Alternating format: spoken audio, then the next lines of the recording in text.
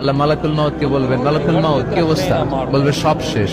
মাইয়াপ্পা, কে বাকি? মালাকুল মাউত বলবে জিনেরা বাকি, যাদেরকে দেখা যায় না। আল্লাহ বলবেন জিনদেরকেও শেষ করে ফেলো, রুহু কবজ করো। মালাকুল মাউত আজরাইল জিনদের রুহু কবজ করবে। আল্লাহ এবার জিজ্ঞেস করবে, ইয়া মালাকাল মাউত আখবিরনি মাইয়াপ্পা, এবার বলো আর কে বাকি? মালাকুল মাউত বলবে, আল্লাহ মানুষগুলো সব শেষ, জিনগুলাও শেষ, এবার বাকি ইবলিশ শয়তান। কে বাকি?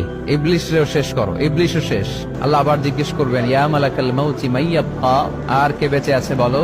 মালাকুল মাউত বলবে, আল্লাহ আপনার কথা অনুযায়ী পৃথিবীর সব মানুষের রূহ কবজ করলাম, সব জিনদের রূহ কবজ করলাম, ইবলিসের রূহ কবজ করলাম, এখন আছে শুধু ফেরেশতা। আছে কারা? যাও ফেরেশতাদের রূহ কবজ করো। ফেরেশতাদের রূহ কবজ হয়ে যাবে। এবার আল্লাহ জিজ্ঞেস করবেন, ইয়া মালাকাল মাউত আখবিরনি মাইয়াব্বা। মালাকুল মাউত বলবে, আল্লাহ আপনার কথা মতো ধরে ধরে সব শেষ, ফেরেশতাও শেষ, 4 জন ছাড়া। কয়জন ছাড়া? জোরে বলেন, কয়জন ছাড়া? ইসরাফিল, জিব্রাইল, মিকাইল, আজরা।